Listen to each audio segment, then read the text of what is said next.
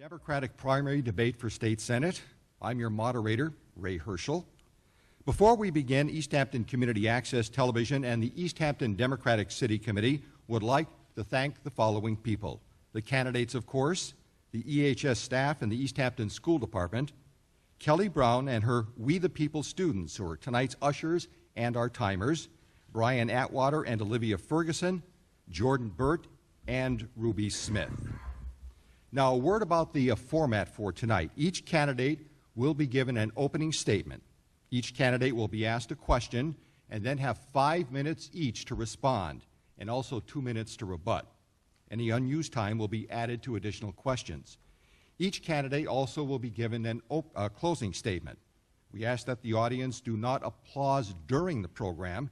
Tonight's event will be broadcast live into Easthampton and Southampton. It'll be streamed from www.ecatchannel5.org and will be replayed into communities of Chicopee, Holyoke, and Westfield. Please check listings for your local access center. Now let me introduce the candidates. Holyoke City Councilor David Bartley and Easthampton Mayor Michael Tosnick. By way of the coin toss, our first opening statement goes to Mr. Bartley. Good evening, everyone. Nice to see all of you tonight. Thank you to everyone for putting this together, and it's so wonderful to be in such a beautiful facility. My name is Dave Bartley. I'm a city councilor in Holyoke, and I'm here to tell you a little bit about myself initially, and then at the end of this, I want to ask you for your consideration at the polls on the 8th of October. So I serve on the Holyoke City Council, and I've been on the council for 2 years. Prior to that, I've worked as a governmental auditor for 17 years, watching where the taxpayers' money goes. Currently, I practice law in downtown Holyoke. I went to law school at nights while working a full-time job. Prior to that, I earned a master's degree from UMass, a bachelor's degree from UMass. And I say that to you, combining those things, to tell you that I work hard, I listen, I study, and I stay abreast of issues. And that's so important, because why am I running for office? I'm running to represent you. All of you listening tonight, your friends, your family, your loved ones, I hear from you. I want to hear from you, and I want to take your message down to Boston. It's so vital that Western Mass has a voice in the state Senate. I think I can be that voice, and I want to be that voice. One last thing. The state Senate senator is a high-profile position. There's no question about it. But it's no more important than the folks that are here tonight. State senator is no more important than a policeman, a fireman, a teacher, a selectman, a school committee person, a city councilor. We are here to work. I've envisioned the office to advocate for them so that I can advocate for you in Boston. And I appreciate your time, and I look forward to a good debate. And now our opening statement from Michael Tosnick. Well, thank you. I want to particularly thank David for joining us at this beautiful school, the Easthampton Democratic City Committee for being a sponsor, and Easthampton Community Access Television for broadcasting this today and arranging it. And I want to tell you all, this is the first live broadcast we've done from this building, and I'm so proud that we could be this debate. Many of you know me. I'm the mayor of Easthampton, and I have been for the past 17 years. Prior to that, I was a member of the town's Board of Selectmen, served as its chairman, and for 17 years I served on the town meeting here in Easthampton. I have a long track record of service here in Easthampton and throughout the valley. I've served on the Economic Development Council of Western Massachusetts and the Trustees Plan for Progress. I've worked on regional issues all of my life, and I'm dedicated to public service. I'm running for the state Senate because I believe that I have the right voice to bring to Boston and the voice that can bring the money back to Easthampton. We've worked very hard in Easthampton to be able to improve ourselves, to improve our community, to improve our downtown.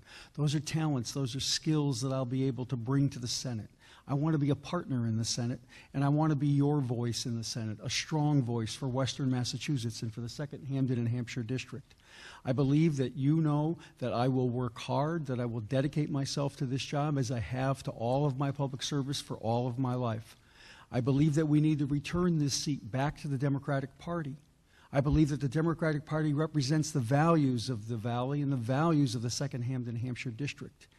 And I don't believe that the folks that are running on the other side are going to represent those values or are going to bring those values back to Boston or are going to bring the funds that we send to Boston back to Easthampton. So I'm asking you to consider my career, to consider my capacity, to consider my ability to work well with people, to consider my ability to be able to get the work done, to be able to look at the situation, to be able to understand the problems, and to be able to work closely with all of my colleagues in all of the communities in the 2nd Hampden and Hampshire district. That's what I believe a senator should be a partner with local government. I will go to the Senate with a local government flavor because that's who I am. We all go and we all deliver what we are and who we are.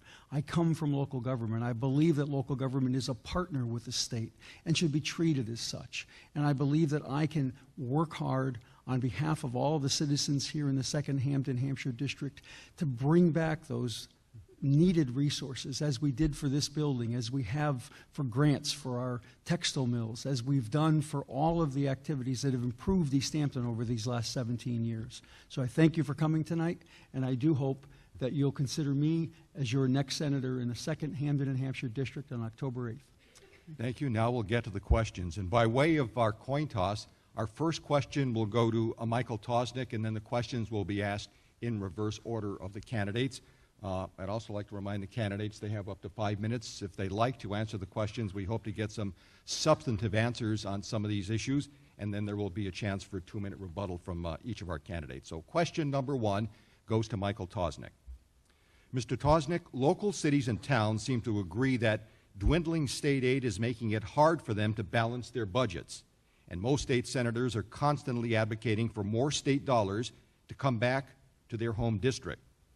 Do you see a more long-term solution to the problem of insufficient state funding to support cities and towns? And before you answer the question, let me just preface this by saying our first question was submitted by Rebecca Everett from the Daily Hampshire Gazette. Mr. Tosnick? Thanks, Becky. Good question. I think the state has a need for a lot of resources, and clearly the resources need to be delivered back to cities and towns. But I think in order to do that, we need to create more jobs. We need to create more resources in order to bring that back. We work very hard to be able to land grants and to be able to work within the confines of the state budget. But over the last 10 years, local aid that supports police, fire, schools, all of that has been cut. All of that has been reduced. We've lost Chapter 140 funding, which really was our share of the gas tax. And so we no longer get the kind of money that we should to be able to fix our roads. We've worked on Chapter 70. We've worked hard to increase that. The legislature has agreed to increase Chapter 70 funding statewide by 1/3, up to $300 million, but the governor hasn't found a way to be able to fund that.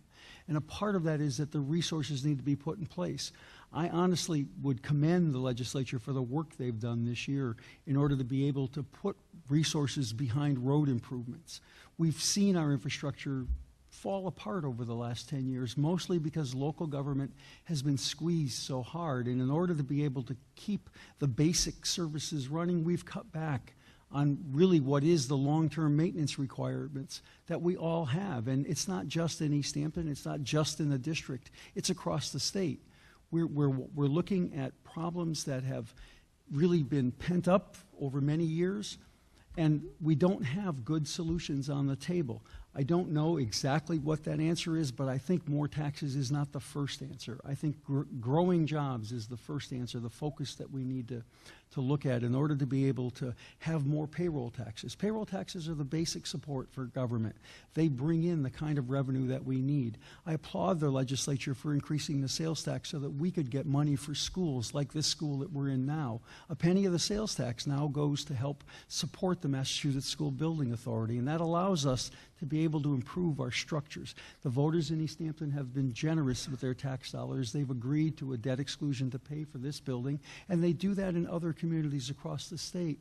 But there needs to be a consistent, honest increase in the monies that we get. As you look at what's happened over the last 10 years in state government, you'll see that aid to general government, aid that goes to all of the needs we have beyond education has dropped dramatically in 10 years.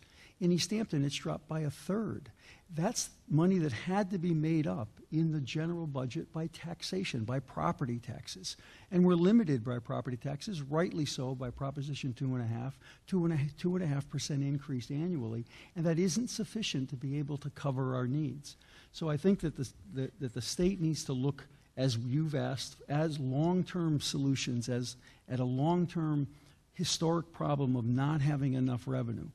Whether that means working with the legislature through the budget process to identify places where we can get more out of the existing budget, try to do more with less, as local governments had to do for the last 15 years, or whether it means finding new sources of revenue. But I really believe that the right revenue is payroll taxes built on new jobs, built on jobs that are supported by clean energy. We've created a 2-megawatt solar facility in Easthampton that saves us money every year, that creates jobs, and that example has been used across the state in at least a dozen places. Those kinds of innovative activities are what makes Massachusetts unique and different than many other states and every other state in the region. If we capitalize on that, if we work together, we can have a better Commonwealth. We can have more resources.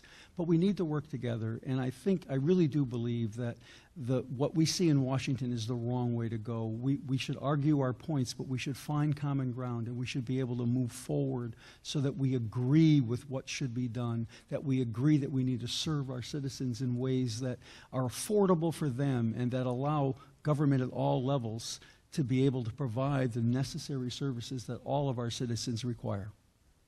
Thank you, Mr. Tostig. Mr. Bartley, would you like to give it a, if you want me to repeat the question, gentlemen, at any time, please just ask. I got it, Ray. Thanks. Right. So local aid, what that does, it gets the money out of Boston, puts it into municipalities where it belongs, because people at the local level can know what their needs are best.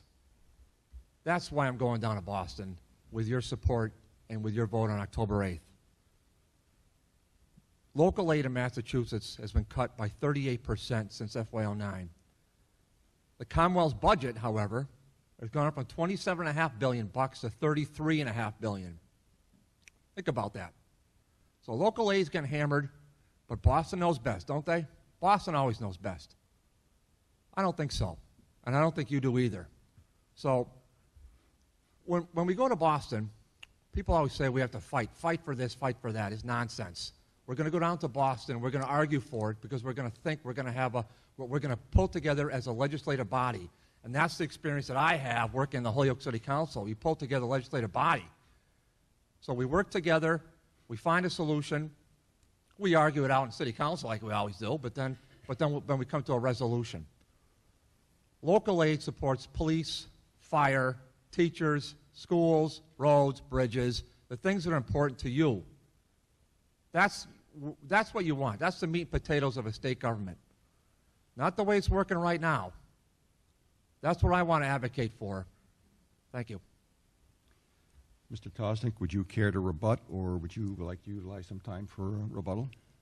Well, yeah, and I don't disagree with David on any of the points that we need to get more money back from Boston. But I think that I can offer the kind of partnership to those who are currently working in the Senate that will necessitate them listening to the arguments, that will give them a partner to work hard towards bringing that money back, and to give them a partner who'll do a part of the job that maybe isn't being done right now. A voice for local government is necessary. We have seen, as we've both said, these drastic reductions in local aid, and that may be because the Senate doesn't understand what that impact is. And so I really do believe that we need a strong voice, a loud voice, and a voice that is willing to speak to the citizens, to bring those values to the state, and to then bring those funds back to us. Mr. Bartley, rebuttal? Are you all set? I'm all set. Okay. If I may just follow a bit on that subject of local aid as it relates to our school districts and education in particular. This year, over fewer than 1/4 of the local school districts in the state received State Chapter 78 increases under the core formula. Meanwhile, most local school districts' budgets increased and the cities and towns have to pick up the slack. Do you think that the Chapter 70 formula needs to be revisited in any way? And if so, where? And please be specific. Mr. Bartley, this question is directed at you first. Okay, so that is a really broad question, but does it, the general answer is yes, it should be revisited. So we had ed reform in '88, ed reform in '93. And what was the goal of ed reform? The goal of ed reform was to make the per pupil rate, reimbursement rate from the Commonwealth, equal across all municipalities. Well, that's a great theory. And so what the Commonwealth did was they came up with this formula, a three-step formula, and they started sending out checks to the municipalities. What we forgot, though, in the State House is that local municipalities have a greater capacity to increase their budget. So if you have a Newton or a Dover or a Wellesley, you can do very well. Or locally, if you say a Long Meadow, maybe, they do very well on a per pupil basis. In Holyoke and other places, we don't have the capacity to raise the tax revenue that we need. So we have to rely heavily on state aid. We don't have the property taxes. We don't have the property tax base to fund local schools the way the Dovers do and the Wellesleys and the wealthier communities. So that's how we have to. That's what we need to look at. As for specifics, that's a hard question to answer. But there's a question of priorities in a state budget. So when we look at the Massachusetts state budget, we realize we have a $33.5 billion budget. We also realize that $17.5 billion of those dollars, over 50% of those dollars, go to health and human services. Well, that's important, but is that our number one priority in the Commonwealth? Or is perhaps education more important? Police, fire, is that more important? I think by being a state senator, one of the important things any state senator is going to face is making those decisions of prioritizing the tax dollars. So about $6 billion currently, $6 to $6.5 billion goes towards schools from the Commonwealth's budget. I would argue that for those school districts that have the highest per pupil reimbursement rate, that the Commonwealth match that. So if the Wellesley wants to pay $17,000 per student and Holyoke can only afford $9,000, that the Commonwealth will make up the difference. That's called advocating for a position. That's the way you do it. Those are the specifics. It's all about tax dollars. It's all about telling my fellow representatives and legislators that schools are important. That's the whole foundation of our economy, isn't it? I just said that I went to Holyoke High School. I went to UMass Amherst. I'm just a public school kid. A very simple public school kid from Holyoke, Massachusetts, but I tell you what, I'm so grateful for the public schools. I'm so grateful for my education. It's helped me to position myself to run for this wonderful office, to represent these great people in these 11 communities. I'm a product of the public schools. I want to see the public schools succeed. Now, one of the things they're doing at the University of Massachusetts is they're bonding for a lot of monies. And they're bonding and they're spending billions on the Amherst campus and the Worcester campus and the other 3 campuses of the system. But those monies are going towards bricks and mortar, and that's important, but we need to invest in the teachers and the students because that's where the real deal is. And that's where I'm going to make my mark in the State Senate with your help. Thank you. Thank you, Mr. Tosnick. Well, specifically, I think that the state needs to look at special education funding. I think that'll affect all districts. Now, remember that the second Hampden Hampshire is made up of both local and regional school districts, and so everything that we do, we have to take a look at how it affects both kinds of schools. But special education funding is a huge cost in all of our districts. The state does not adequately reimburse for that kind of funding. That the formula, special education circuit breaker funding has not been fully funded in my memory, and as it is, even the way that it's structured now, even if it was fully funded, it would be inadequate. The foundation budget calculation hasn't been updated in over 7 years. Right now, the foundation budget funds teachers at a salary less than they make statewide. We need to look at the ability to pay calculations in the formula. There's an artificial statement in the formula that ignores Proposition 2.5. It looks at your ability to pay by taking your property values and taking a statewide average about what you ought to be able to collect for property taxes. It doesn't take into account communities like Easthampton and others that don't have a high tax rate, that haven't pushed very, very hard against the tax rate. And so we need to take a look at how that calculation is made. And we also need to look at transportation funding. The state eliminated all transportation funding, and then in 2007, 2008, they began to bring it back a little bit, but only for regional school districts. So the state now, under their formula, believes that getting children to school is not important unless you're a regional school district, and that's just not true. We can't bond operating costs, and so it's important that we do projects like this and projects at university that my opponent has talked about, but we need to look at how do we bring regular, consistent revenues back to school districts so that they can afford to be able to hire the kinds of teachers that we need, to be able to run the kinds of programs that our children need to succeed in the 21st century. Thank you, Mr. Bartley. Anything in that answer you'd care to rebut? Yeah, just to follow up, just to add to that for half a minute. What the Commonwealth does, what Boston does all the time, and Washington's famous for it, is to create a mandate and not fund it. So you, the local district, you do it, you handle it. Well, how do we have to handle it? Property taxes. That's not fair. It's not fair to the poorer communities in this district. As I indicated before, what Boston did was hammer us with a local aid cut, but they still went ahead and had the chutzpah to increase the budget by 30% and not follow up with a local aid increase. It's so unfair. So having a voice in Boston from this district, having a Democratic voice from this district is going to go a long way towards turning that around. Mr. Tosnick, any rebuttal? Well, not really rebuttal. I mean, I don't want anyone to think that some of the increases that the state's put in the budget that weren't local aid weren't necessary. I think having health insurance for all of our citizens is important. I got a stop sign there, so. You're following orders. That's good. Trying.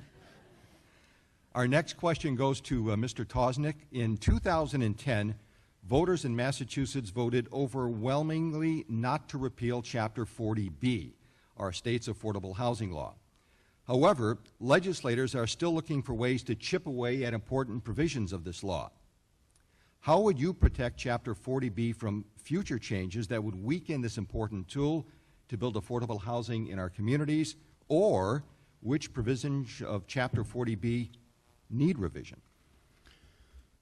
I'm a fan of Chapter 40B and of affordable housing because I really honestly believe that housing stability is the foundation of strong families, and families who don't have housing stability, don't have adequate places to live, cannot succeed in the Commonwealth or anywhere in the country. I would like to see a change in Chapter 40B that would allow existing housing that meets affordable housing criteria that could be protected permanently by deed restrictions to be counted as a part of that minimum 10%. I think that would go a long way in many communities to make sure that there was adequate affordable housing that would reach the state's goals without having to build brand new housing. We have landlords here in Easthampton that have asked me repeatedly, is there a way for me to qualify? Is there a way for my housing to qualify? There's a businessman here in town who owns a multifamily home and he rents to his employees. And he would love to be able to permanently restrict that property, allow it to count as affordable housing here in this community, and be able to improve the housing stock for the people that are living there. But that's not allowed currently under 40B. So I think 40B needs to be looked at from the point of view of being more inclusive to housing that is already built, that's already here, that's already been constructed, and that may in fact need some work.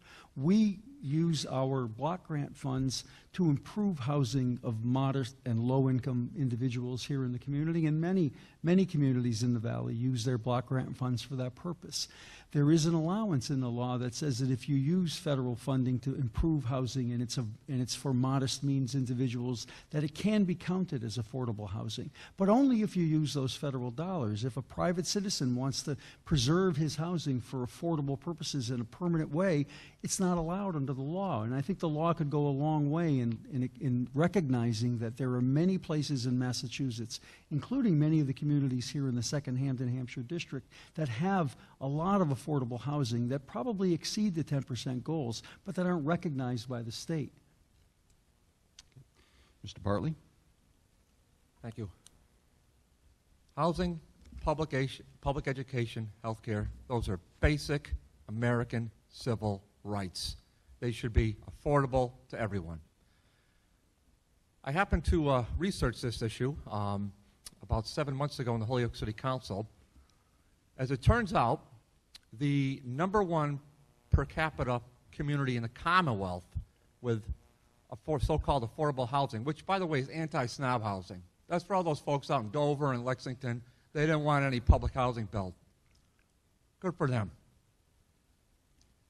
#1 in the Commonwealth is Aquina. #2 in the Commonwealth is Holyoke. We'll take you're tired, you're hungry, you're poor. We're willing to do it. As a Commonwealth, we're willing to do it. And I tell you what, we do a great job of that. But there's a fairness issue. So when they put 40B together in the early 70s, when my father happened to be Massachusetts Speaker, it was to counteract the NIMBYs, not in my backyard. Again, not fair. Not fair. We have to do our best to find places for public housing, to build public housing, to rehab public housing. We're doing that in downtown Holyoke. One of the things I supported in the City Council was to preserve the so-called Lyman Terrace. We are now preserving those units. How's that going to help? That's going to help the small businesses at the back end of High Street. That's going to help our local economy. And on top of that, it's going to give people a safe, fair, decent place to live. That's so vital. That's so vital. Now, we can work together. We're not going to jam something down somebody's throat, but the law is the law. It's 10%. That's the law. Right now, it's not even close to being adhered to. Holyoke does its share. My hope is the rest of the Commonwealth will do theirs.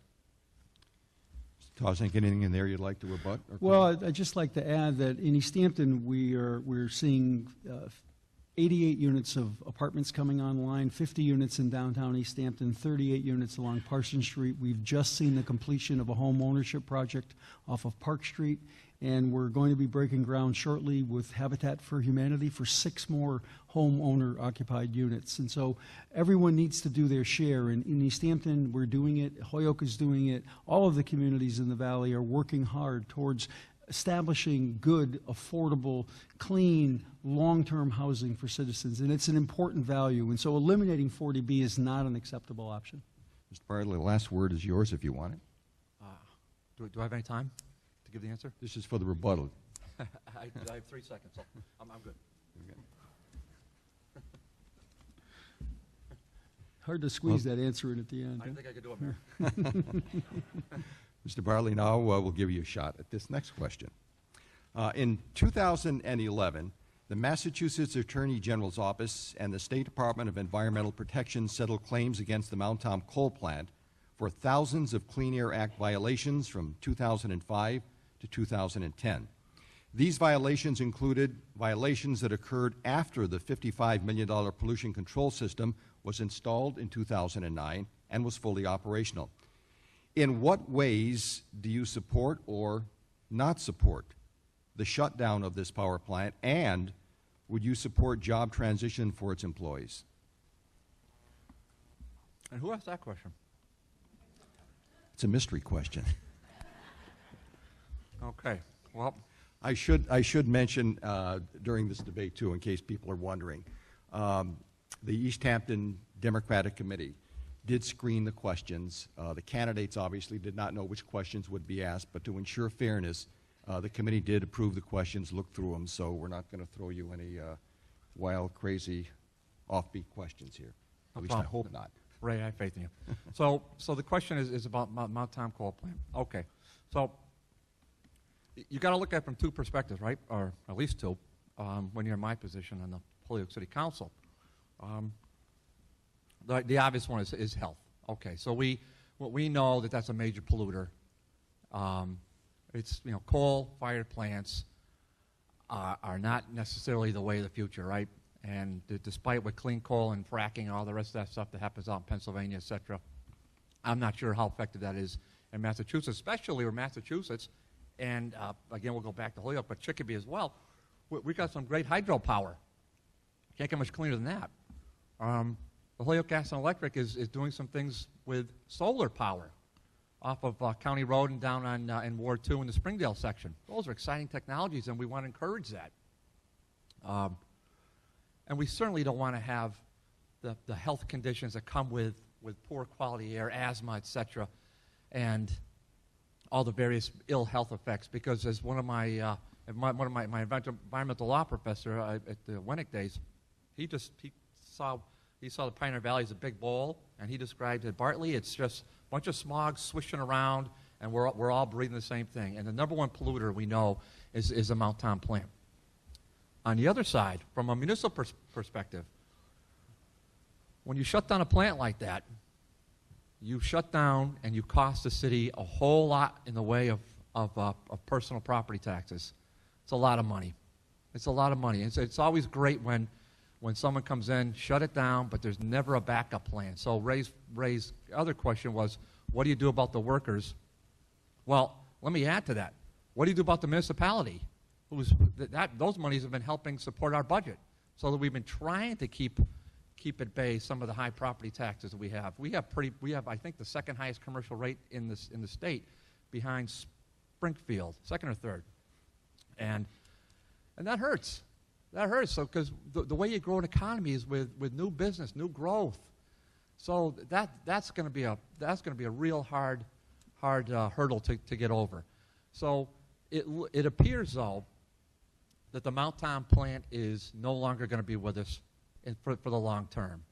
So can we convert it? Can the Holyoke Gas and Electric convert it? Those are really technical questions that certainly I'm not qualified to answer. But I would say this as a state senator. Now, Mike Knappich, our former state senator, and Rick Sullivan, the Secretary of Environmental Affairs, conducted a public hearing at Heritage State Park this past summer, which I happened to attend.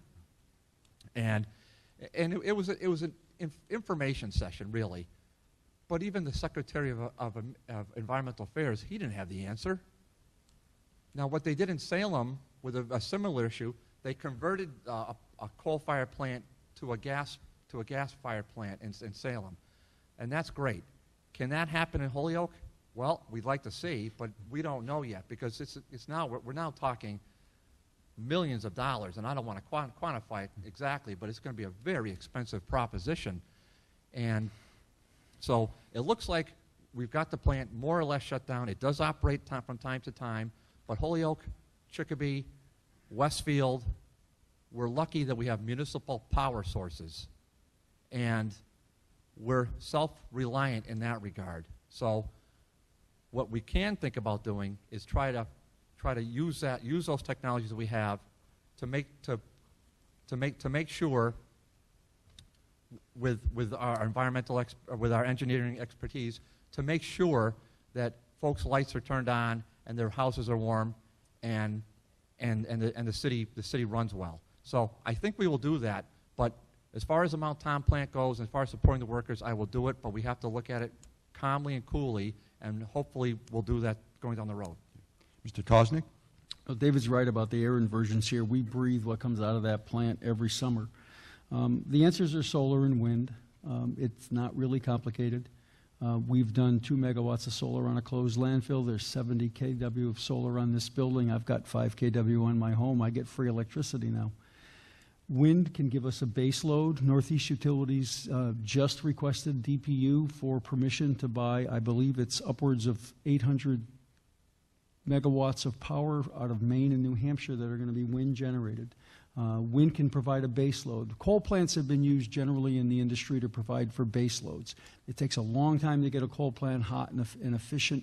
It's not the kind of plant that you start and stop. It's not like a gas turbine plant where you can just use it for demand. It's a base load plant. And so the real problem with it is, Odie, what do you do if you take the base load plant's coal away? What do you use to replace them with? And so offshore wind is going to be a good source. Unfortunately, the offshore wind here in Massachusetts, it's going to be a bit pricey. The price they're getting for wind out of Maine, the price that Northeast Utilities is going to be paying for wind out of Maine is going to be comparable to electricity generated by gas. That's a minute left, or 30 seconds? A minute. Thank you. As far as the Holyoke plant, it would be, I think, a really good idea to take a look at run-of-the-river turbines at that location. The plant, clearly that site is going to be a difficult site for anyone else to use for decades because of the fact that it was used as a coal plant, and there's going to be a lot of pollutants at the site.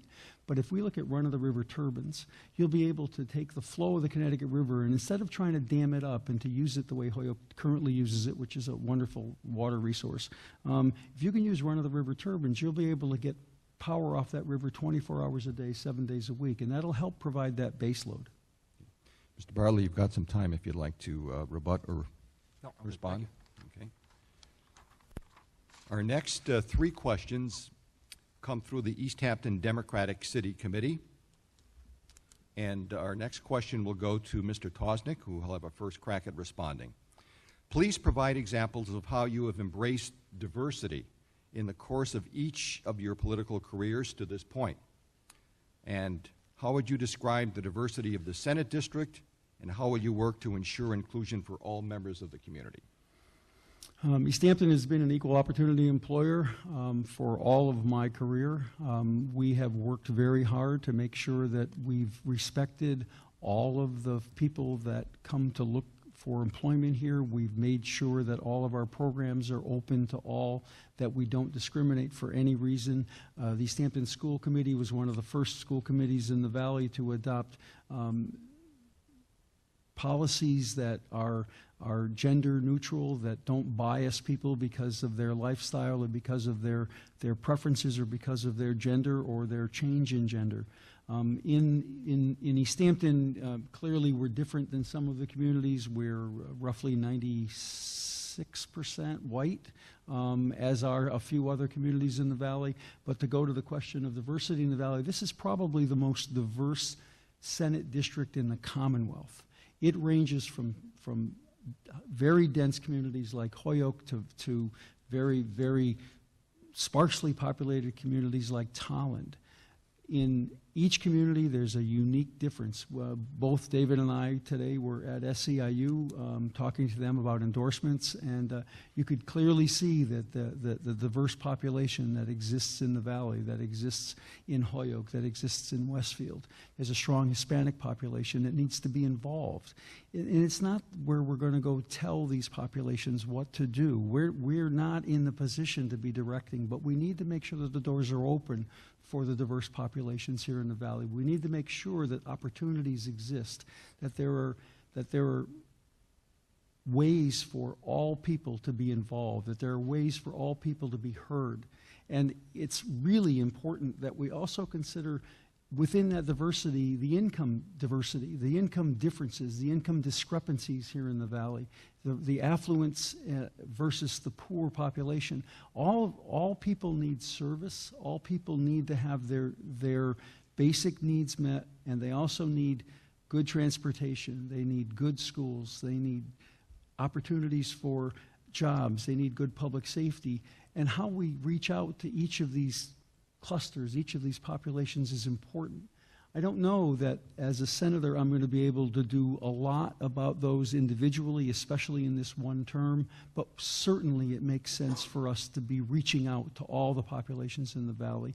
Whether it's communities like Easthampton or communities like Holyoke or Westfield or Southwick or Agawam, we need to be able to be available, and we need to make sure that the populations in the Valley, the populations in this district, have access to us, have access to a listening ear, to someone who's willing to take their concerns, to take their needs and to bring them forward and to talk amongst the other senators and to talk to the state legislature and to work with the governor to be able to make sure that programs are put in place so that we can all succeed. Had a question tonight about at the SEIU event about immigrant populations and access to citizenship.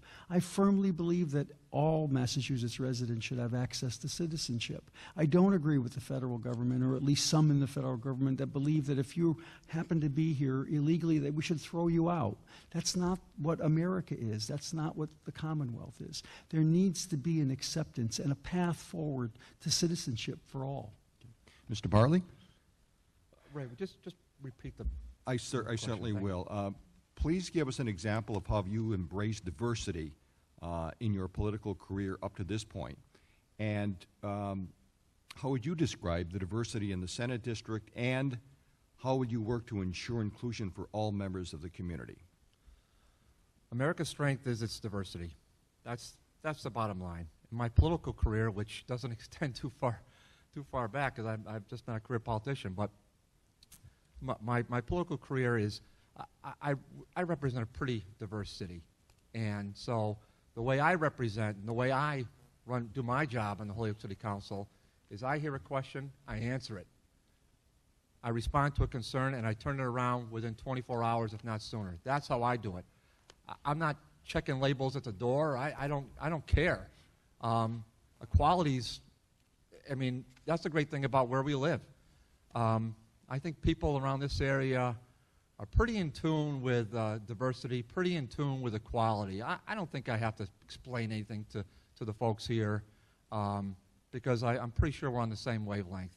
And we recognize its importance, and we recognize how valuable it is to us as far as the economy goes, as far as our education, just as far as our day-to-day lives. And so that's something that I'll embrace, and I'll continue to do so. Mr. Tosnick, any? We're good. Well, you're good. Okay. Well, let's just follow up for a quick second on that issue of diversity. Mr. Bartley, you'll get the question first on this issue. In what ways are you engaging Spanish-speaking voters in your campaign so far, or how do you plan to engage them should you win the primary? Well, they are engaged in my campaign. In fact, I wouldn't have been elected without Spanish-speaking voters. So they're vital. They're vital to the fabric of Holyoke. I mean, the majority of the population is no longer European descent in Holyoke, Mass. So that's pretty clear.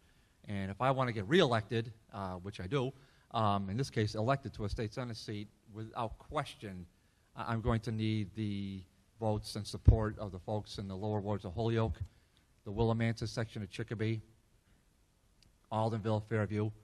I promised my father I wouldn't give a shot to Don Humison, but I really have to do it here. If I've said this before, I'd give him a $100 bill if he can find his way into Willimantic. He doesn't know where that is. Has no idea. No idea. Now his counterpart, Mr. Franco, I'll give him credit. At least Mr. Franco does. Mr. Humison, not a shot. Now, as far as Spanish-speaking people in my campaign, I'm very fortunate that the Ward 1, Ward 2 councilors in Holyoke, that would be Gladys LeBron Martinez, Anthony Soto. Not only are they personal friends of mine, they're now colleagues of mine in the city council, and they've been great supporters of mine on this campaign. Former Ward 2 councilor Diosdado Lopez, my classmate from Holyoke High School in 1983, he's been a great supporter of my campaign, great friend of mine, and he had a distinguished 20-year, 10-term undefeated career in the Holyoke City Council representing the Springdale section of Holyoke. And so those are just important pieces. And there's other diversity throughout. I mean, but let's face it. I mean, the second Hampden Hampshire is a quirky district, folks. It's when you go out to Russell, Tolland, Granville, Montgomery, there's certainly a different vibe than what you get in Holyoke and in Chicopee, and of course in Easthampton, Southampton. So. And so when you're in elective office, you've got to do your best to represent everyone. You've got to do your best to include everyone. I know that everyone out here, you're never going to agree with every single issue I have, every comment I make. It's just not possible. My own mom and dad don't agree with me all the time. And never mind my sister. So, but the thing of it is you've got to, what I've got to try to convey in this campaign, as brief as it is, I've got to try to convey to you that A, I can do the job, B, that I want the job, C, that I'm going to represent you and your interests, no matter how diverse you are. And if I can get that one message across tonight, that's the one I want to get across. So yes, we have Puerto Ricans, we have all sorts of nationalities in our campaign, and I'm proud of that, and I'm proud of my support, and I will do my darndest to make sure that all voices are represented in Boston. I think I heard the phone ringing backstage. I think Mr. Humison would like to talk to you after the debate. Does he know how to get to Easthampton? I doubt it, Mayor. Yeah, but everybody's got GPS now. That's true. So, Mr. Cosby. so we are actively seeking Hispanic volunteers in Westfield and in Holyoke. We have individuals that are working with my campaign, and it is important that we're open to all people. And it's not just the Hispanic voters; it's all voters. There are various nationalities. You know, this country is a mixing pot, and my heritage is Polish, and so in the early 1900s there were waves of Poles, and there were waves of Germans, there were waves of French, there are waves of all nationalities coming into this country, and they need to be included in this process, and they are. And I don't want to speak for David's campaign, but I believe that both of us are open to having all of the citizens, all of the voters here in the 2nd Hampden Hampshire district engaged in our campaigns. And on the 9th, when you, the voters in the 2nd Hampden Hampshire district, select a candidate, we're going to work together. We're going to move forward to make sure that all voices are heard. You okay with that, Mr. Bartley? Yeah. Okay. Our next question goes to Mr. Tosnick. What is your stance on abortion and a woman's right to choose? I'm pro-choice. I believe that a woman has the right to make decisions about her body, and that it should not be government's business. These are too important. All of my life, I've believed that individuals have a right to their self-determination, and that neither church nor state nor any level of government should be telling a woman what to do with her body, what to do with her life. I had a conversation not too very long ago with a gentleman in one of the more conservative parts of the district, and I suggested that gray-haired guys with blue pills in their pockets shouldn't be talking about women's rights. It's a civil right. A woman has every right to choose. I've had those conversations with a lot of people, and I'm proud to say that I've been endorsed by Planned Parenthood during this election. Mr. Bartley? So one of the big old issues from all these old campaigns is the issue of pro-choice, pro-life. Well, I filled out the question for the Mass Citizens for Life. Got so many questions on that questionnaire. Asked me about my opinion whether I would overturn a woman's right to choose. You want to make a guess? 0. Not one question on there from the Mass Citizens for Life.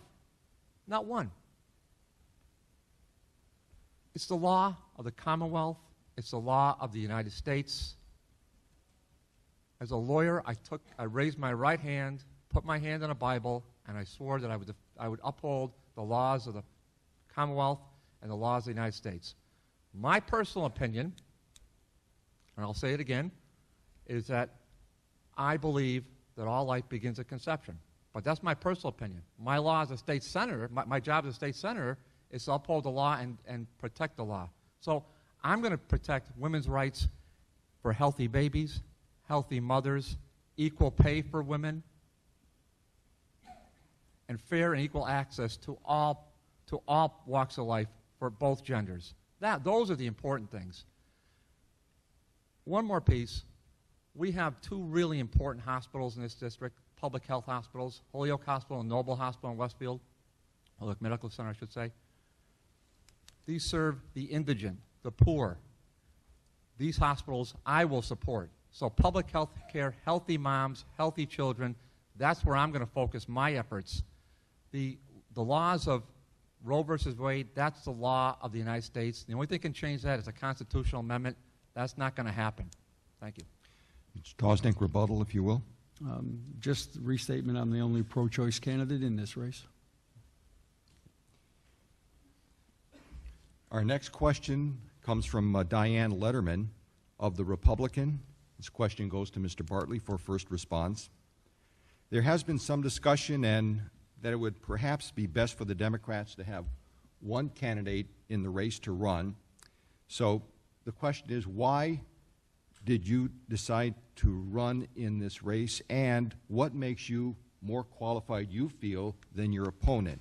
And if you could, what do you bring to your political toolbox that your opponent does not? Well, do my best to answer that. It's about 8 questions within a question, but that's a typical reporter move right there, so I appreciate that. Be careful now. I'm a reporter, too. Ray, you're a legend. That's what you are, Ray. Well, thank you. Well, as far as one candidate to run, that's that's almost, that's not democracy, is it? So that question right there, I don't want to belittle it because all questions are important, but we're talking about choice. In fact, we just heard we have the only pro-choice candidate. Well, now it looks like we got another pro-choice. My choice is for Bartley. So now, as far as qualifications go, I'll get to the political toolbox in a minute. Well, you talk about education, you talk about experience. I think my education, I've said it before, I've certainly worked hard in school, I've studied hard in school, and I've been successful because of my public schooling. I can't emphasize it enough, but I will just say quietly one more time, I am a pro-education person, public education. So does that make me more qualified or make me more elite? No, it just makes me different, makes me who I am. I'm going to leave that to you to see who's more qualified, and if I'm more qualified than one vote, I guess that I'm more qualified. But that's just, we'll find out on October 8th as far as that goes. But I think that the second piece, though, is experience. So when you look at my work career, working 17 years as a governmental auditor, finding where tax dollars go, every report every engagement which I've ever been assigned had a report at the end.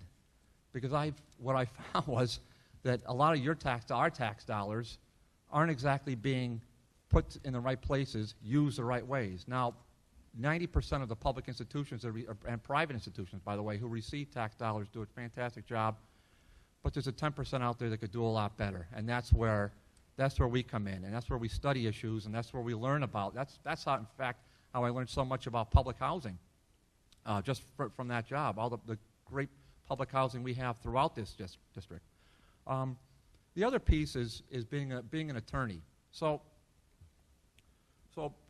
being an attorney, especially a sole proprietor like myself, in private practice, and the door's open to anyone, so you really don't know who's going to come in the door or what the issues are going to be. And so that's how you learn to think on your feet and to react to different things. And when you're in a courtroom, and I've told this story only once before, and I shouldn't probably even tell it now, but I do remember one of my first times going to the probate court, and the judge said to Mr. Bartley, the first thing we're going to do is to tell you not to yell. And so I learned that the hard way. When you want to be passionate about things, but you've got to be calm and cool about it, and you've got to be good on your feet, and you've got to understand issues and people. I think when you do that, that's a skill that's acquired. So it's a listening skill. Then it becomes an advocacy skill. So then we talk about the last piece of Ms. Letterman's question about the political toolbox. I haven't studied the mayor's toolbox, his political toolbox. I don't know what he's. I'll just talk about mine. So I don't know if I'm better or worse. I'll just talk about what I bring to the table. What I think I bring to the table is a great compassion for honesty, for good government, for fairness, and for listening to people. I think what I also bring to the table is a great deal of common sense and practical experience. So those are attributes that I plan to bring to Boston with your help. Thank you. Mr. Tosnick? This is a wonderful opportunity, and I don't think I'd have it any other way. The idea of having a primary is just an opportunity for everyone to see the differences and to make up their minds. I bring 35 years of experience in government, much of that working regionally. I bring a strong voice to the district, a voice that some would believe is necessary in order to get the job done. I have a well-known commitment to service above self. I'm fiscally responsible, which will make a big difference in trying to capture the votes of the more conservative folks here in the district. I'm hardworking. I'm not an attorney, and I think that there's plenty of attorneys in Boston, with all due respect to the attorneys in the audience and at the table. And I believe that I'm the candidate who can actually stand up to the other side and who can win this seat back. And I think it's important to have someone who's willing to have a fight if it's necessary, willing to be forceful when necessary, willing to look at records and to call people for their records, and willing to stand up and say, it's wrong that you do this, or it's wrong that you do that, or what do you mean when you said this? And those are the kinds of things that I think are going to be necessary in this fight in November. So you've got an opportunity on October 8th to select the candidate you think can win this for the Democratic Party. And that's why we're here. We're presenting to you the options that you have. Political toolboxes are interesting. The toolboxes that we carry are the voters, are the people that support us. We don't have special powers. We can't wave our hand and make things all better. But we can bring your voice to the Boston, and we can bring Boston's support back here to the Valley. So it's important that we do that. It's important that we speak on your behalf, and it's important that when you decide that we all go forward and fight for this district and fight for this Senate seat. Mr. Bartley, want to add anything, or you all set? I'm all set. Thank you. Our next question goes to, first of all, to Mr. Tosnick. Westfield State University President Evan Dobell has come under increasing criticism for his spending practices in taking trips around the country and the world. Higher education officials are concerned about that spending. Some have even called for President Dobell to be disciplined or even fired. Are you concerned about President Dobell's spending? And what action, if any, would you like to see the Board of Trustees impose on him?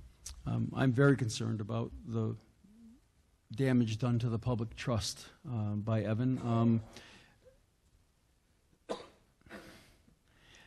We don't want to convict someone without all the facts, and so I'm going to step back a little bit from it. I think what was done was wrong.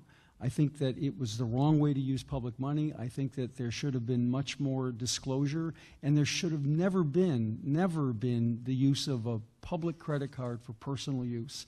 And I'll use myself as an example. For 17 years, we've been using credit cards in Easthampton for purchases, but they're not the city's credit card. It's my credit card. So I have to justify those purchases that are city purchases by proving that they're city purchases.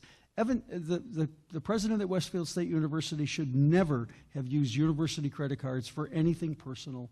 I think I read recently some discussion about a whistleblower clause, and she's, I told everybody about what I did, so now somehow I should be protected. That's wrong. That's patently wrong. I don't know why audits didn't pick this up sooner, and it's unfortunate that the auditors didn't, and it's unfortunate that someone else had to bring it up before the Westfield State president actually said, oh yeah, it happened. It was wrong. It shouldn't have happened. There needs to with regards to the trustees, I can't speak for them, but it seems to me that they have not reacted strongly enough, that they have not said strongly enough and publicly enough that what you did was wrong, that what you did was a breach of the public trust. If it wasn't theft, it was close to it. I hope that all of the money's been paid back, but in all the reports that I've read, the auditors are saying, well, the records are so flimsy, we're not sure. He said he paid back everything, but did he? I don't know, and I don't want to accuse the man of doing something illegal, but it seems to me that the trustees did not exercise good judgment, should have been more competent in their creation of policies and procedures and checks and balances that should not have been allowed to happen. And now that it's happened, they should be much stronger in their discipline. Whether it merits firing the man or not, that's not mine to say. I don't have enough facts in front of me. I do think that if there has been fraud, that the man should be fired. Mr. Bartley, you want to weigh in about President Obell's spending and what action, if any, the Board of Trustees should impose on him? I do, Ray. I'm not going to denigrate Evan Dobell. There's a process, and the process is being followed. It's right now. Westfield University is a fantastic institution. It's having great success. A lot of that has to do with President Dobell, but a whole lot more has to do with the professors, the faculty, the administrators, and of course the students, and mainly the Commonwealth's taxpayers. The Board of Trustees is going to get to the bottom of this. They're studying it right now. I just want to clarify one thing my worthy opponent noted is that, the auditors did actually find this because it was the Office of Inspector General that started this ball rolling. And that's a governmental body that's affiliated with the Attorney General's office, as separate from the State Auditor's office. And so one thing I want to be really careful about, we've got local control, and that's so important. I think the governor's already made two wrong-headed proposals. One, he wanted to regionalize public housing authorities, have 6 super regional boards, take away the local control. That's wrong. So take away the power from the Easthampton Housing Authority. That's wrong. This other thing the governor wanted to do was have a statewide board of trustees to oversee all the public colleges. Again, send all the power down to Boston, Governor. That's not what we want to do. We at the local level, that's why we talked about local aid earlier. We at the local level know what the heck we want to do. So that voice has got to be heard in Boston. Governor Patrick sometimes gets it, sometimes doesn't. But I'm going to make sure he gets this one loud and clear. Mr. Tosnick, any response or rebuttal? Only that I did have a chance to talk to the state auditor at a Democratic breakfast recently, and I'm hoping that she'll also use the power of her office to further the investigation. Okay. You all set, Mr. Bartley? Our next question comes from our friend Diane Letterman at the Republican, and this will go, Mr. Bartley, first to you. Can you tell us what you have done in your career to help improve your respective communities? Wow. That's a really nice question, so I appreciate that one. I guess we're running for office, so we sort of have to blow our own horn, which I'm not a big proponent of doing that. I realize that in a lot of campaigns and a lot of websites and a lot of literature, it's always I did this, I did that. Well, I think when we work collaboratively, we all do a lot better. But I guess I'll have to talk about a few of the things I did to help out Holyoke. And so one of the things I don't have any children right now. So one of the things I got into, and I got my buddies to go along with me. God love them all for pitching in, including my campaign treasurer right now, and he's been a great friend and a great help. So we've got into coaching baseball, coaching basketball. We work for civic organizations, religious organizations, community groups. So when we talk about these things, we talk about sports, we talk about education, we're talking about planting gardens, we're talking about all sorts of different things. Voter registration, we've done that. Speaking of diversity, so we've got people registered to vote in the lower wards of Holyoke, just for volunteering. That's all it is, just volunteering. And there's a great community spirit about that in this area. And Easthampton is famous for it, and this whole region is famous for it. We're stepping up to the plate, offering something to people, just because they want to do it. And I think it's inherent, it's endemic in this region. A lot of that I get from my buddies and from my family as well. So we have some great community spirit. I think one of the great things that we do in Holyoke, for example, is the St. Patrick's Parade, which is basically an all-volunteer organization committee from Easthampton. It's vital to the organization. Agawam has a vibrant and active part of the parade. It's all volunteers. And what does that do? It brings in 25,000 to 40,000 marchers. It brings in 300 to 500,000 people, and it just emboldens the economy. So those are a few examples. As a city councilor, yes, I am paid I'm paid a sum for that. But when you look at the number of hours that one puts in organizing things, organizing again community gardens and cleaning out public schools and all the rest of that, as far as litter campaigns, anti-litter campaigns, yeah, that's all part of the job, and we love doing it. It's unfortunate we have to do it, but we love doing it. So there's a spirit that we have in this region that extends from Easthampton all the way to Granville and Tolland and north, south, east, and west. So I feel like I'm a part of that. I feel like I pitch in, and I'll finish there. Thank you. Thank you. Mr. Tosnick? Well, as you know, Easthampton is an old mill town like our neighbors, and we've had quite a lot of success, and I won't take all the credit for that, but being the mayor in this community, I think I get to blow my horn just a little bit. We built this wonderful school with the help of the voters. But really it started when we started looking at the old buildings in this community. We have over 2 million square feet of old textile mills in Easthampton, and at one time they were all vacant. The mills were leaving, they went down south, the mills were empty, and in some communities they looked at that as a liability. We didn't. We changed our zoning law.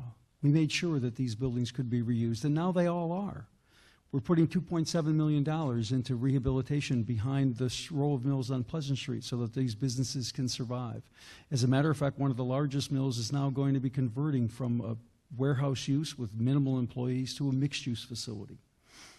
We've improved our downtown. We've embraced the arts. We found ways to fill our storefronts by supporting the businesses in our community. We work with Easthampton Savings Bank on a program that now the state treasurer has sort of copied, getting their money invested in local business.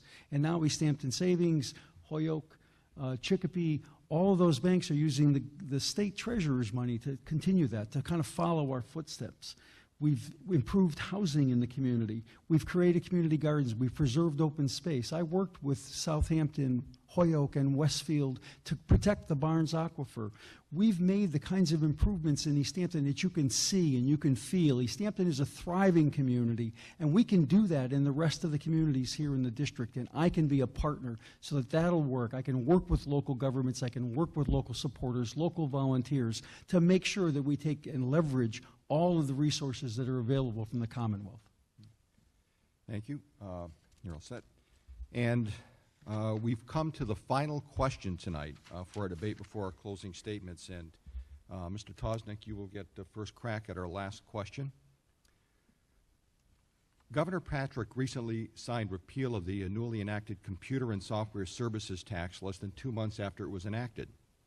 The tax was part of the governor's overall transportation funding package, which, as you know, called for $500 million in new revenues. The governor voiced concern just last week that there would be a $160 million budget gap as the result of that tax repeal. He says it's up to the legislature now to fill that void. As state senator, the ball is now in your court. What would you do to make sure that services and programs are not cut as the result of the repeal of that computer tax and this budget gap that's been created and the governor is so concerned about? Well, I certainly support the repeal of the tax. This is Easthampton is known for its innovation, is known for its software capacity, is known for the kinds of creative economy that the computer industry is supportive, and I think that the software tax was probably ill-conceived in the broad sense that it was created. Even some of the business groups were early on supportive of it, but after they realized how broad the tax was and how difficult it was going to be for the Department of Revenue to figure out what was going to get taxed, I think the repeal was appropriate. To directly answer the question, no, I think we need to take a look at the tax breaks we're currently giving to lots of industries in Massachusetts. There's hundreds of millions of dollars in tax breaks that have been on the books for years and years and years, and they were probably very useful when they were originally incorporated. But are they necessary now? Are they effective now? Do we continue to need to add those breaks to businesses that maybe are already firmly established? You know, there was at one time a discount to telephone companies so that they could string wires in rural America. Those tax breaks were eliminated eventually because rural America is fully wired, and the tax breaks that were provided in the 40s and 50s to do that work are no longer necessary. I think there's some of that we can look at.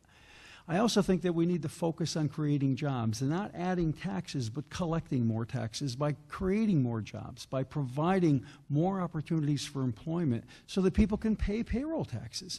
You know, folks don't want to be on welfare. Folks don't want to be on public assistance.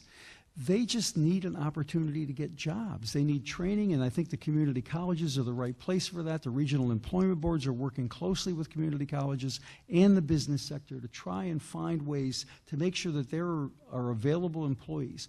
I was at a tool and die shop, a machine shop the other day, talking to one of the managers, and their biggest problem is finding employees who have the right skill sets. Now they're seeing progress in the community college efforts, but they're not seeing it quick enough. And maybe we need to figure out a way to improve that, try to work with the schools that are trying to bring these workers up to speed. Here in Easthampton, we've actually diversified our vocational offerings, and now we offer a couple of different vocational paths at 2 different institutions.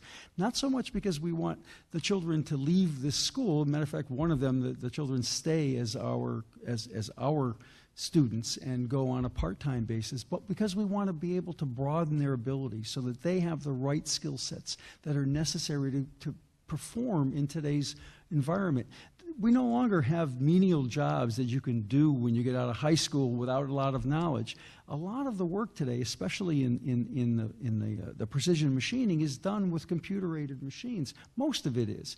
And the ability to understand the way that those machines work, the ability to understand how you affect the programming, requires basic mathematics skills, and it requires the ability to read and retain what you read, to be able to understand when you read instructions, when you read how a setup has to be created, that you actually understand what the words mean. And we have a lot of children that don't have those skill sets, and they're coming out of high schools in the Valley without those skill sets, and we've burdened our community colleges with that work, but they're stepping up to the plate. I mean, we have Hoyle Community College in this district, and they're a wonderful, wonderful community college. I went to Springfield Technical, and, you know, another good college, but they're providing the kinds of things that the employment boards are telling them, and they're working closely so that we can make sure that we've got good employees, because I really honestly think that we've taxed the Commonwealth enough. And I don't have a problem with some of the taxes that have been implemented, but I think that if we can figure out a way to, first of all, reduce some of the subsidies that we've been providing for industries that no longer need those subsidies, and to be able to find a way to create more employment, to get people off of the welfare rolls, to get people employed who aren't employed, and to be able to collect payroll taxes, we'll be able to afford the kinds of things that we need to do here in the Commonwealth. Mr. Bartley? The software tax was wrong-headed. I was publicly against that software tax before they repealed it. And to hear Rep. Humison touting himself and his expertise on yesterday's program, saying that he stopped it, please, Rep. So the other taxes, though, the gas tax, tying that into the CPI ad infinitum is wrong, because that's a tax that you and I are going to feel every single year. Every year from 2015 forward, when the calendar turns, you're going to get another tax increase at the pump. It's not fair. You're sending us to Boston to stand up and make a vote. And if you don't like the vote, then vote us the heck out of office. But we're supposed to go down there to represent you. This past legislature, I don't think represented you very well. I would vote to repeal tying the gas tax into the CPI. My opponent agrees with that. My opponent doesn't agree with me. He agrees with the current tax the way it is. The other one is the turnpike tolls. What a ridiculous thing they did. Tolls 1 through 6, we finally got a break out of Boston, and now what do? They put the tolls right back in our pocket. And when we went to Springfield just a few short weeks ago, say, You know, listen, guys. This is not fair. Well, you know, why do we have to pay why do we have to pay these tolls again? Well, sir, it's all going to go to supporting the tolls on the western part of the turnpike. I guess that sounds okay, but fortunately, one of my colleagues in the city council asked a follow-up question. Said, "Sir, what do you consider to be the western part of the tolls?" Answer: Exit 14. Exit 14? You can see the top of the Prudential Tower from Exit 14. What a fibber. Unbelievable. That's how they feel about Western Mass. It starts at Newton. It starts at the Turnpike Extension. Total nonsense. That's why. It's about representation, having your voices heard in Boston. That's the only way you're going to get your viewpoints across. Well, I think the legislature actually took a pretty bold move trying to figure out how to fix our infrastructure, and I, as my opponent indicated, I'm pretty supportive of what they've done. They added a 3-cent increase to the gas tax, and they indexed it to inflation. On any given day, big oil drives gas prices up by a nickel or 8 cents, and we can't do anything about it, and we get nothing for it. At least having a gas tax increase, we're going to get our roads and bridges fixed. I think it's important. The idea of the tolls on this end of the pike, it was a nice gesture by a Republican governor and a Democratic legislature that went along with it, but to be quite honest, we've gotten nothing in return except we're saving a quarter when we drive down the pike. There's a $400 million project looming in Springfield on the I-91 viaduct. All of the raised highway, 2 miles of raised highway in Springfield needs to be replaced within the next 10 years. The legislature has set up a structure that we need to go to Boston to make sure stays in place, that the monies that are raised on this end, and I know the definition of the western end of the toll, and that should be changed, but the money that's raised on this end needs to be set aside so that we can do projects here in the valley. We've lost $11 million annually to the regional projects here that are on what's called the TIP, the Transportation Improvement Plan. That money needs to be returned. That money is the money that we use to pay for major intersection repairs, to pay for bridge repairs. We also need to follow DOT's example here in Easthampton when we insisted that they look at how they construct bridges. The bridge here in Easthampton was originally scheduled to take 24 months. It was a conventional construction bridge. It was going to close that road for 2 years. We worked with our rep and our senator and the Mass DOT to say, let's look at this. Let's look at the design. And they've implemented a design that not only saved money, but it reduced the length of the project by 2/3. There are ways to make our money go further, but we need to have the funds available to do the infrastructure improvements. The software tax repeal was a necessary thing. I don't disagree with it at all. I think the gas tax indexing was the right thing to do. I think it was a bold move, and it was supported by the greater Springfield business, the greater Valley business community. I served on a transportation task force with the Economic Development Council of Western Massachusetts, and we looked at all of these issues, and what we all came to the conclusion was we have to fund these improvements. We can't just sit back and watch our roads and bridges crumble. In 1983, when the gas tax, I think it was 83, when the gas tax was established, it was not indexed. Today, you can't buy asphalt for what you could in the 80s. You can't buy fuel for what you could in the 80s. None of us are making the hourly wage that we did in the 80s. Why shouldn't the money that we need to pay for these improvements that we need absolutely for economic development, why shouldn't that be indexed to inflation? So that we can be sure that we're going to be able to improve our roads. And much easier increase for people to be able to afford. A minor, small increase annually as opposed to having to add 3 or 4, and I think there was one recommendation to add 8 cents to the gas tax. I mean, that quick increase, yeah, it'll bring the money in, but it has a jolt on the purse. So I don't have a problem with the indexing. We do disagree on that. I do think that we need to make sure that we can improve the transportation here. I think Route 91 is vital for Western Massachusetts, regardless of what you think about the Mass Pike or whether you think Boston listens to us or not.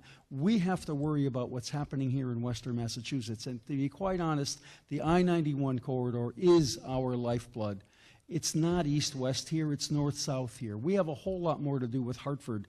than we do with Boston as far as our economy goes. When you look at the region, you look at the Knowledge Corridor. The Knowledge Corridor doesn't stretch east, it stretches south. That's where our people go to work. Talk to your friends and neighbors. Many of you probably go up and down 91 to go back and forth to work. We need that road to be accessible. Now, there's some talk about whether or not we're going to do tolling on those roads. There's something called open road tolling that's being introduced. I'm a supporter of open road tolling. Those toll booths are a thing of the 50s. You know, when these federal road programs went in and yeah, they said we're going to put this Mass Turnpike up and we're going to charge tolls for a few years and then it'll all go away. Well, no one was really thinking that we're going to have to actually repave the road, that it might break up because we happen to have winters here. I mean, I'm suspecting that maybe whoever said that came from the South where they didn't even know what frost was. You know, so our roads break. Our roads are fragile. In any kind of a realistic thought about how do you preserve this stuff, you have to think about repairing that infrastructure. You have to set aside that money. You can't just somehow imagine that it's going to fix itself. It's important that we own up to the idea that we have to pay for these things and that we can't pay today's prices with 30-year-old tax structures. We have to look at those structures. We have to understand what is the trade-off. Now, I know that no one likes to pay the extra 25 or 30 cents or whatever, but think of all the cars that are coming in from New York and headed to Boston that get this free ride on this end of the pike. That's all money that could be going into our roads and bridges. It's not fair to just simply say, oh, we shouldn't do it, and oh, the people in Boston are going to be mean to us and they're not going to give us the money. We need to go to Boston to fight for that money. We need to go to Boston to say we want those dollars back here and we want a little extra. We do that here in Easthampton. We do it every day. We bring a lot of money back into the community. We take advantage of grants. We take advantage of all of the options that we have to get more money here, whether it's for schools or public safety complex or for grants for business. But we have to go fight for that. And I think your senator has to fight on behalf of all of the communities, not only for fair taxation and not only to make sure that the programs that are enacted statewide help us, but to speak as a voice for our communities to say we want our fair share. It's important that we get that fair share. And it's important to have someone who's going to be forceful about that, who's going to sit at the table and say, why not us? Why can't we get it? And who's going to work with our partners in local government to say, this community needs X, this is the program that funds it, get them on this program. Help us do it. I reach out every day to legislators here in the Commonwealth to get help. It's not hard. It's relatively easy, and most of them are willing to listen. And what I've discovered is if you give them intelligent arguments, they'll listen closely. It's important that you have someone who can be forceful about those things, who knows the nuts and bolts of it, as I've been told by others, who gets in the weeds of things, who really wants to know the details, who wants to understand how these things work, and how can they be returned to our communities. How can we, as a valley, how can we as a district improve our lives, improve ourselves by taking advantage of what's already here? Thank you very much. Mr. Bartley, the last word on rebuttal on the question is yours before we go to closing comments. I'll make a very brief comment on that. If you don't think Boston's our biggest market, you don't know Massachusetts very well. So I'll say this. People, businesses north and south of Boston, they get in for free. The guys in Worcester, the gals out here in Western Mass, we got to pay. It's not fair, and if you think the money is just going to come magically out of Boston, all the money they collect, you don't know history very well either. They're going to put it in their pockets and they're going to spend it down there. Let's not let them have it initially. Let's go down there as senators and let's argue for it if it's needed. That's our job. It's not to pass the buck. Our job is to go down there and argue for it. And if it's necessary, we'll get the job done. Thank you. Thank you, Mr. Bartley. Thank you, Mr. Tosnick. That concludes the question and answer portion of our debate. We will now go to closing statements. And Mr. Tosnick, the statement is yours. Thank you.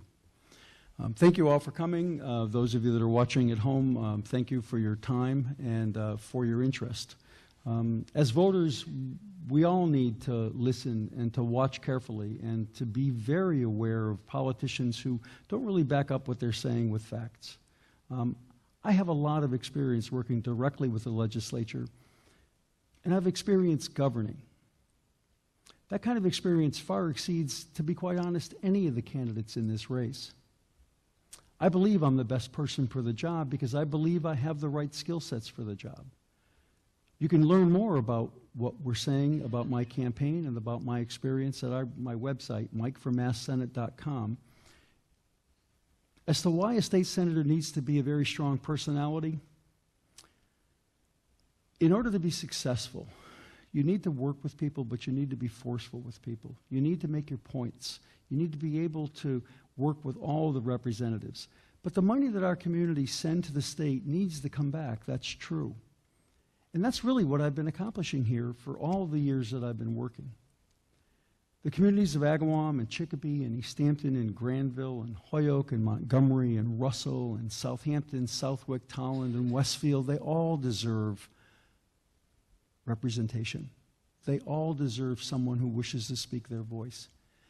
They all deserve to have their values carried to Boston, and they all deserve to get what's coming to them when it comes back from Boston. I firmly believe that our economy is tied north and south. But we live east and west, and we have no choice. Our capital is in the east. I want to go to Boston for you. I want to go to Boston to represent you. I want to go to Boston to bring your money back here. And I want to go to Boston to be your partner, to be the experienced voice that knows where the money is, the experienced voice that knows how the grants work, the experienced voice that is willing to work hand in hand with you at the local level to try to understand the problems that you're having and to try to help you solve those problems. The kinds of experience and the kinds of success we've had here in Easthampton are transferable, are easily transferable. We talked a little bit earlier today about the solar farms that are happening to be growing up here in the valley. Well, the first one was here. And it's a wonderful example. Those kinds of examples can be spread all around the state.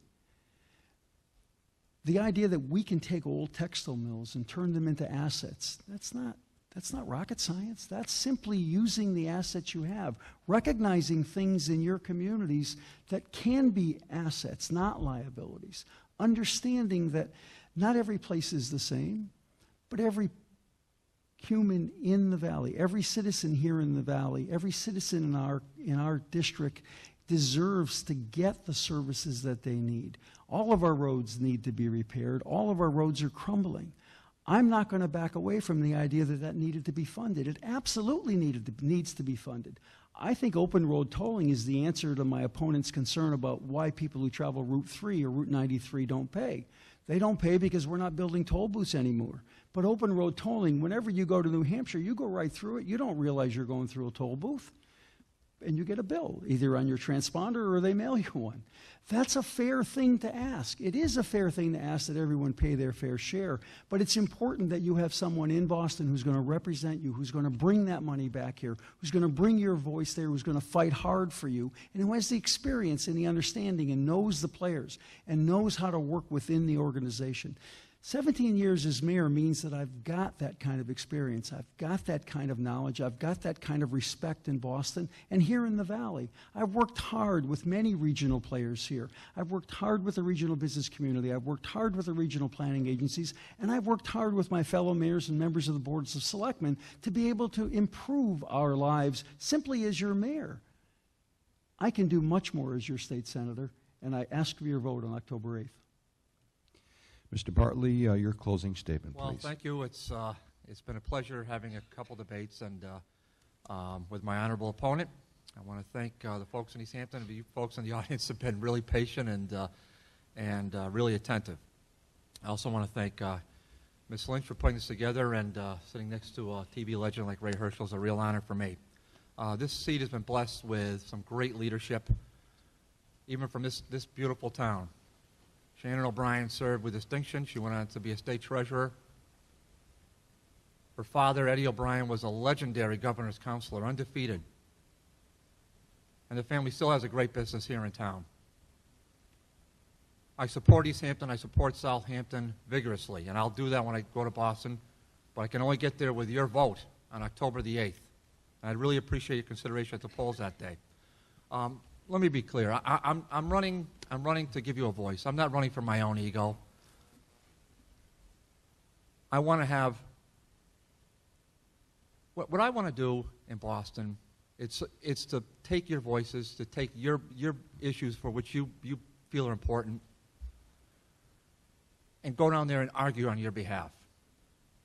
And I hope to do that. But without your support, on October 8th, we can't get there. So I'm asking you for your vote on October 8th. I really appreciate your time and attention. If you want to learn more from me, just call my cell phone. It's available online. You can email me at david@bartleyfirstsenate.com. And I'd love to answer any of your questions. And I'll be available for you. I'm available now, and I'll be available later tonight, and I'll be available right through the election and beyond. So thank you so much. Thank you again, Mr. Bartley, and thank you again, Mr. Tosnick. That concludes our debate from the Democratic candidates for State Senate in the Hampden Hampshire District. I want to thank the Easthampton Community Access Television Network and the Easthampton Democratic City Committee for hosting this debate. And once again, our thanks to the candidates, David Bartley and Michael Tosnick. And for those watching and those here in the audience, I hope you learned a little bit more about the candidates and the issues in this campaign. Don't forget to vote on October 8th. The winner of the Democratic primary, one of these gentlemen, will square off against the winner of the Republican primary, which pits Mike Franco against Don Humison. The winners of those primaries, of course, will square off in the general election on November 5th. So research the issues, the candidates, and don't forget to vote. Thank you very much.